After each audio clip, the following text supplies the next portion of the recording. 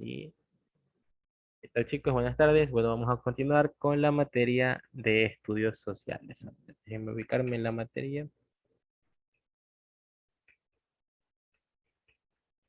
Ya, perfecto. A ver, un momentito.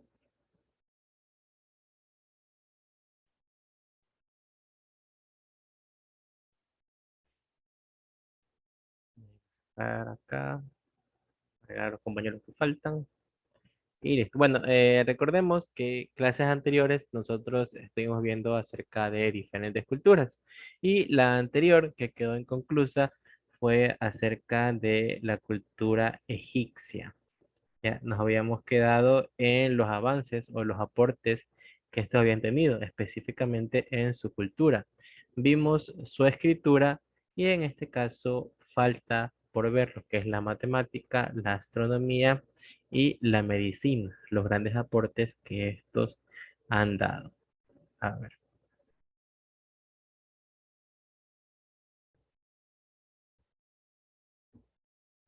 Entonces, con respecto a las matemáticas y a la astronomía. Bueno, en geometría, los egipcios sabían calcular problemas como el área de un triángulo. Asumo que ustedes ya saben la fórmula del área de un triángulo, ¿verdad? Ya la han de haber visto en matemáticas. Ya, entonces ellos sabían calcular el área de un triángulo. Y bueno, todo esto es increíble que ellos lo pudieran hacer sin tener, en este caso, herramientas que nosotros tenemos hoy en día. Además, ellos también podían calcular el área de un trapecio, la de un círculo, incluso conocían la aproximación del número pi, es decir, del 3.1416, punto, y un montón de decimales. ¿Ya? Además, se han encontrado textos en los que resuelven diferentes teoremas matemáticos. Y bueno, no, a principios del milenio, del tercer milenio antes de Cristo, cálculos matemáticos y las observaciones astronómicas les permitieron establecer un calendario solar de 365 días, que fue el primero de la historia y en dividir el día en las 24 horas.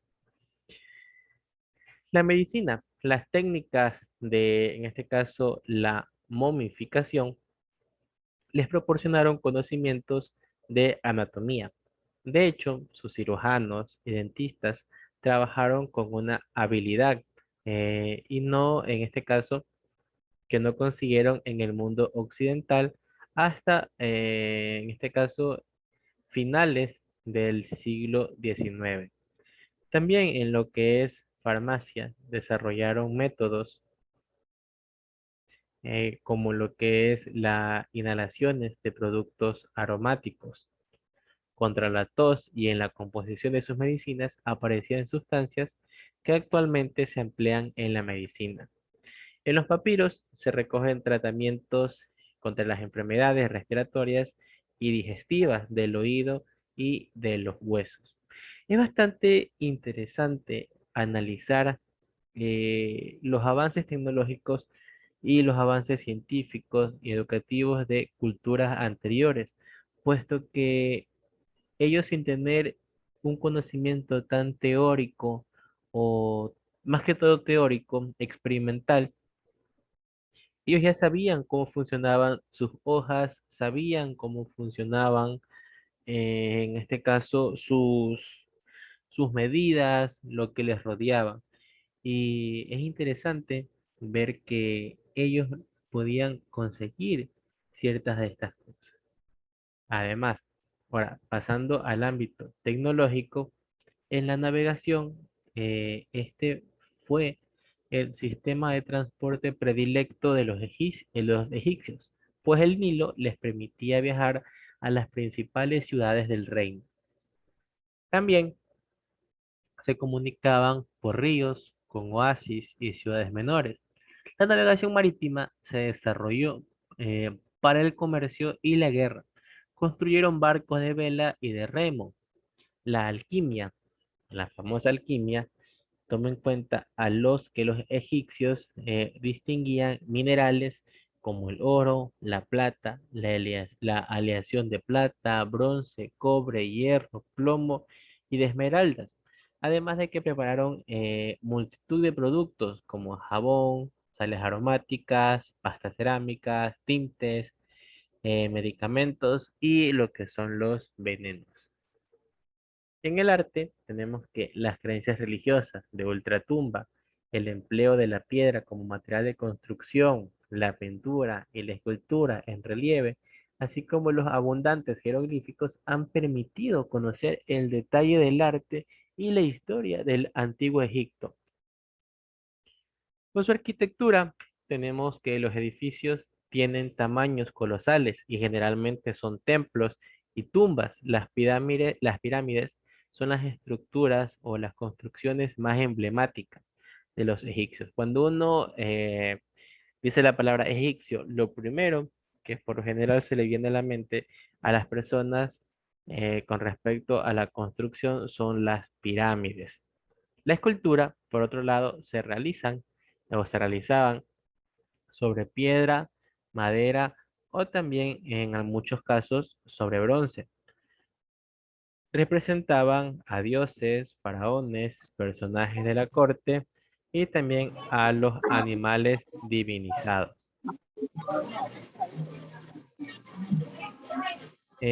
También que esta es una actitud, en este caso, majestuosa, porque personajes de inferior característica, un ratito, señor Quiñones, un ratito, dice para lo de inglés, un momentito.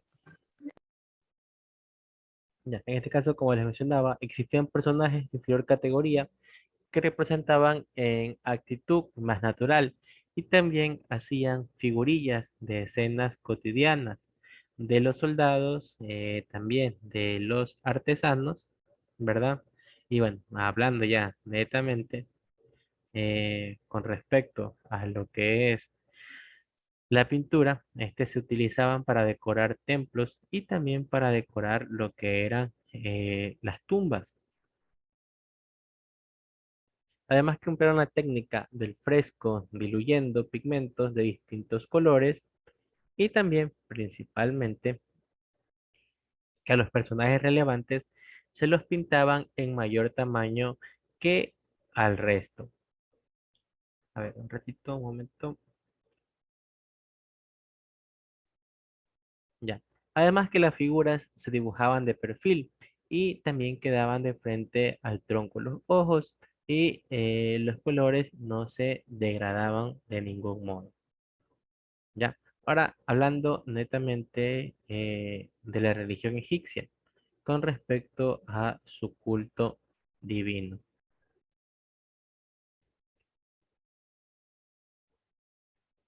A ver, un momentito que estoy ingresando un compañero.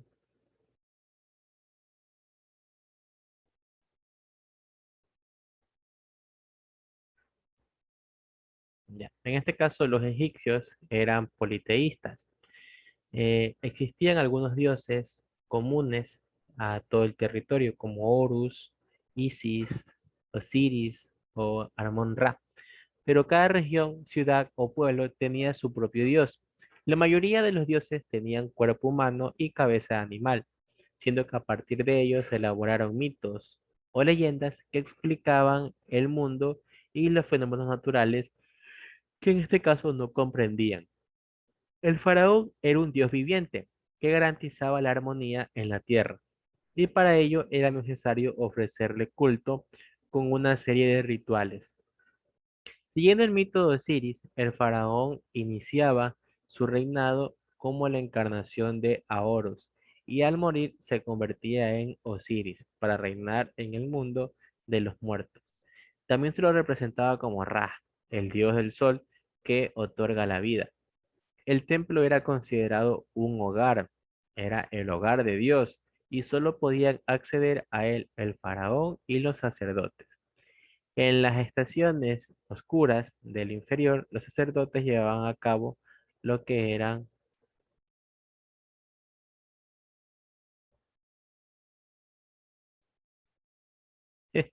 Tranquilo, señor Quiñones, tranquilo, le comprendo. Para la última los últimos 10 minutos los dejamos para este tema, ¿ya? No hay problema. Ya, ya, profe. Ya. Espero que lo haya atrapado. A ver, vaya para allá, cuidado, cuidado, cuidado. No, Ya listo.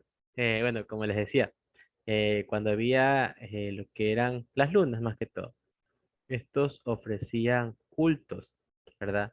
Y estos cultos también llevaban a cabo por medio de rituales y presentaban estos cultos u ofrendas a los dioses en nombre de lo que es el faraón. El pueblo solo podía entrar en el patio exterior y únicamente veía a Dios cuando lo sacaban en procesión. Los templos eran unas construcciones enormes, en este caso de columnas y grandes muros de piedra, grabados con jeroglíficos e imágenes religiosas. Detestaban, en este caso, cuando no hacían caso a lo que el faraón mandaba, puesto que ellos también destacan que los templos que hizo construir Ramsés II durante el Imperio Nuevo, como el de la Bunsidel y las apariciones de nuevas religiones, fue lo que hizo que decrezca la creencia en estos dioses. Pero lo que sí ellos seguían creyendo eran en los funerales, en este caso en las creencias funerarias. Tomando en cuenta que los egipcios creían en la existencia de una vida eterna después de la muerte, para ellos el alma era inmortal y tras la muerte debía ser juzgada por Osiris, con el fin de poder disfrutar de la vida eterna.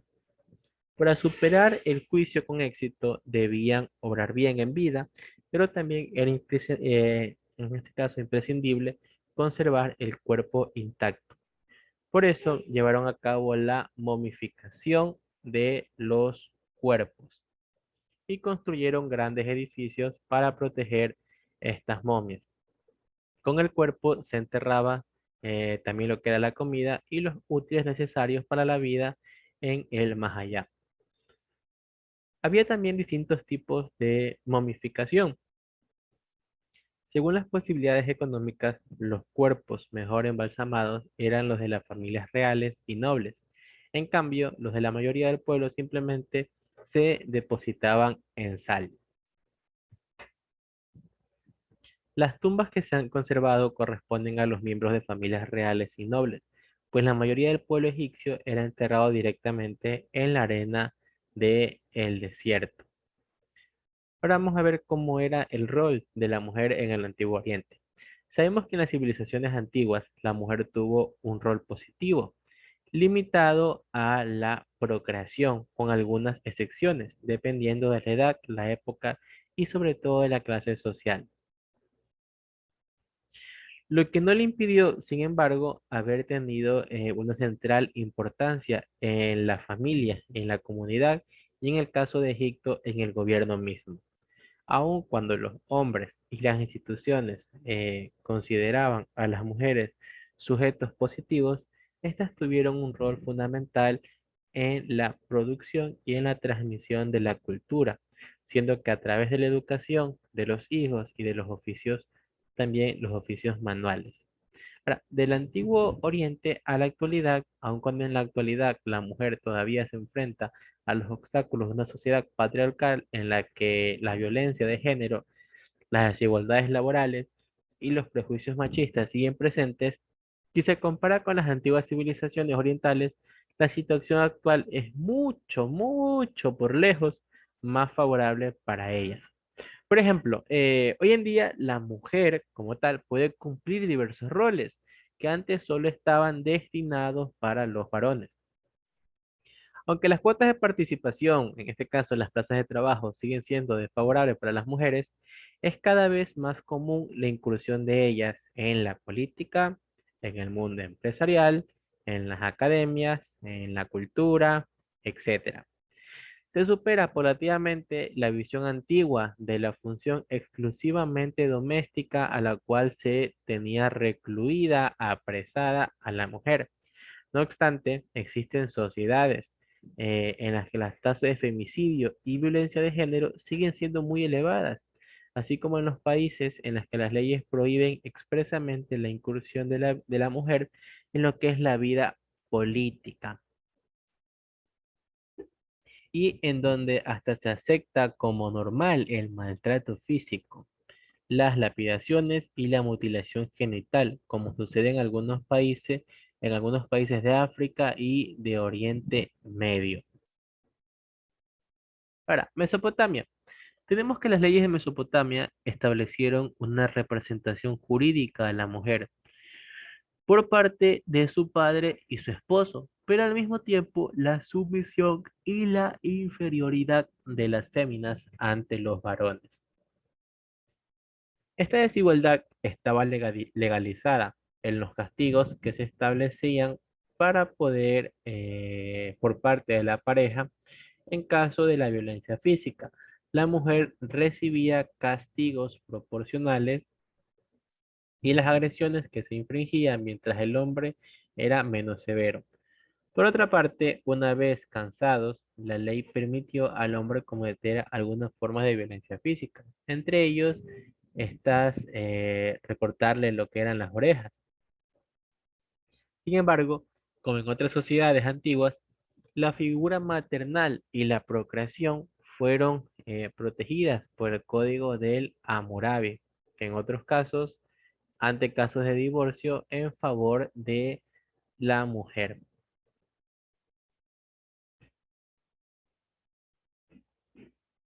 Y bueno, en Egipto, en este caso, las mujeres disfrutaron de cierta autonomía jurídica y económica que les permitió desempeñar actividades reservadas en otras culturas, en este caso, para los hombres. De todas las civilizaciones antiguas, fue en la egipcia en la que la mujer gozó de mejor posición y condiciones menos desiguales respecto a los hombres. Las mujeres de la Casa Real podían ser funcionarias o militares. También habían sacerdotisas. Y dentro de la familia, la mujer era reconocida como dueña de la casa y podía recibir herencia. Era bien también aconsejado el trato amoroso del marido hacia su mujer. Cuando se casaban, podían conservar bienes por separado. En el caso de divorcio, debían compartir bienes. Y el hombre en mayor medida que la mujer. En Egipto, a diferencia de otras civilizaciones, no era raro que una mujer llegara a ser reina. Esto por el derecho de la sucesión basada en la divinidad de la sangre real y no en la sucesión patriarcal. Esto quiere decir que si el faraón tenía solo hijas, la hija era la que iba a dominar. Y así, si la hija seguía teniendo más hijas, iban a seguir dominando hasta que ya llegara un punto en el que ya tengan un niño y este iba ya a tomar el rol de faraón. Bueno, en India tenemos que, aunque las primeras sociedades agrícolas en este caso del Indo, eran matriarcales, las invasiones arias implantaron el predominio varonil. Esto a pesar de que Manú, que era codificador de las leyes arias, estableció como mandato divino, en este caso, reverenciar 1000 veces más a la madre que al padre. En la religión, la mujer tenía importancia por su fertilidad y también por su sexualidad, la cual fue constante fuente de inspiración en el arte, pero la legislación establecía la supremacía masculina, destinada en este caso a las labores domésticas. Una vez casada, la mujer dejaba de depender de la casa de su padre para someterse a la de su suegro bajo el mando de su suegra. Perdía el derecho a heredar la casa de su padre cuando ya se casaba. Y en cuanto a las viudas, en este caso, era práctica frecuente impuesta por las presiones sociales que simularan en la hoguera, en este caso en que eran quemadas con los cuerpos de su marido. Esto a pesar de que la ley sujetaba a la mujer, a su padre, cuando era soltera, a su esposo, y cuando estaba casada con sus hijos y cuando enviudaba. China, por otro lado, en una sociedad patriarcal rural en la que la productividad de la tierra era primordial, tener una hija era considerado una pérdida económica, por lo que muchas eran ahogadas y abandonadas al nacer. La mujer china era preparada para el matrimonio desde la infancia. Se casaban a los 17 años y la boda era pactada por las familias eh, de los contrayentes, quienes con frecuencia no llegaban a conocerse hasta la celebración. Una vez casada, la mujer abandonaba su clan y pasaba a depender directamente del de su marido, al que servían en labores domésticas. Por razones económicas, las viudas volvían a contraer matrimonio, pero eran vistas como inmorales. Una costumbre cuya causa aún no se ha descubierto fue la del vendado de los pies de las mujeres de casi todos los estratos para evitar su crecimiento. Esta costumbre se empezó con, en este caso, las bailarinas de la corte y acabó, en este caso, con toda la danza. A las mujeres de China les vendaban los pies y quedaban pies extremadamente pequeños, los cuales ya no podían crecer.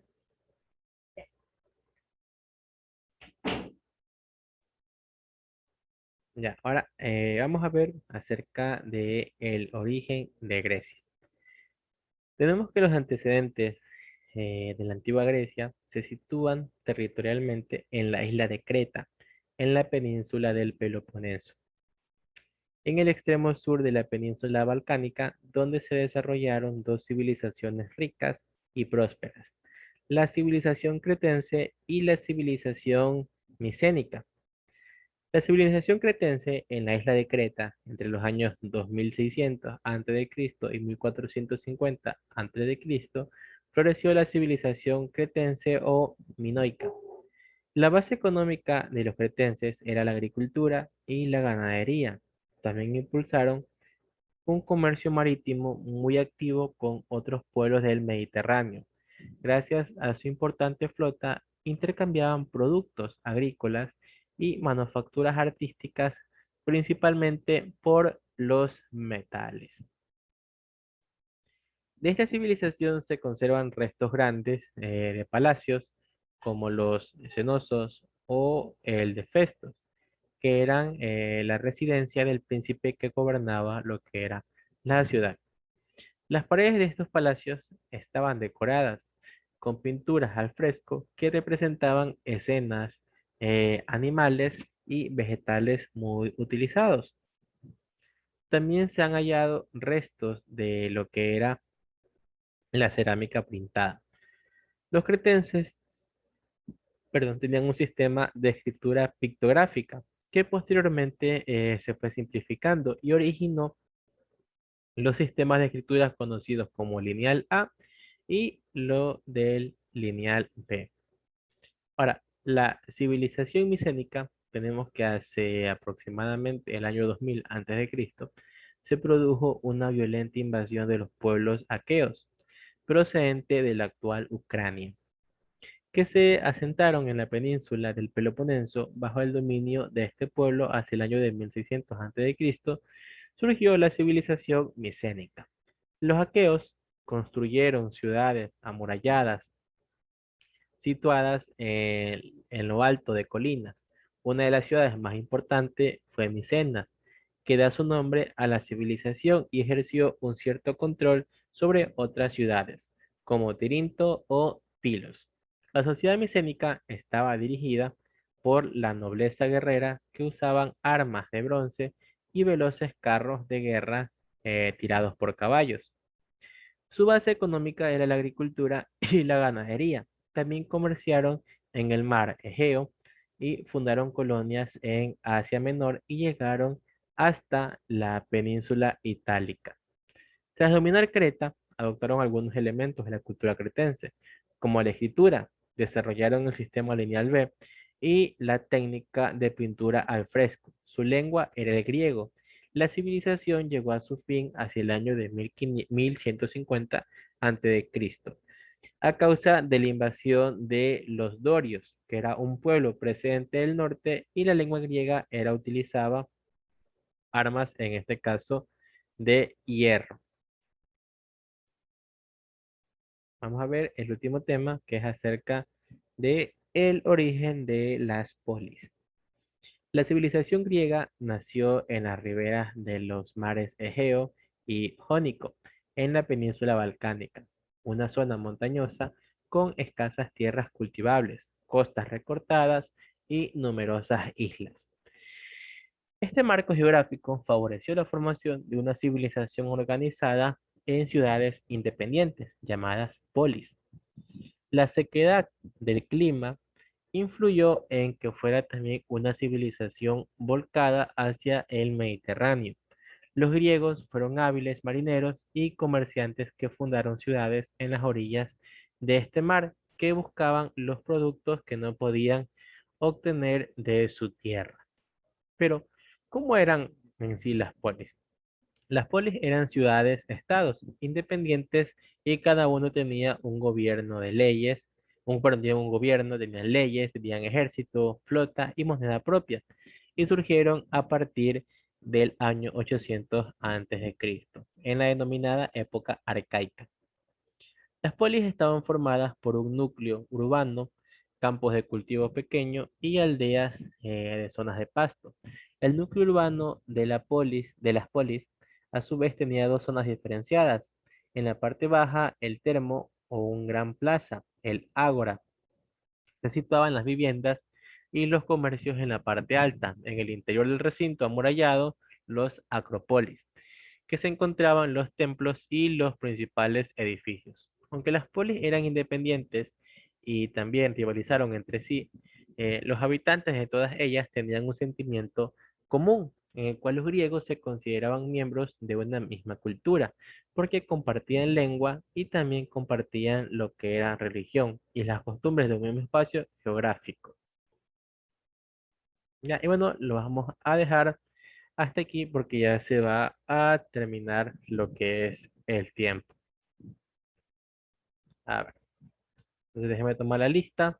Y señor Mauricio, no sé si también lo quiere dar su compañera para ayudarlo, nos conectamos a lo que les envíe la lista, pero solo ustedes dos nomás, para que den lo de inglés. O los que no hayan dado inglés también se pueden conectar. Déjeme tomar la lista un momentito. Profesor, soy Michelle Andrade. Era conmigo mi compañero, pero como yo ya lo di. Ah, ya, no hay problema entonces. Por eso digo, Ujú. si lo quiere ayudar, bien. Ah, ya.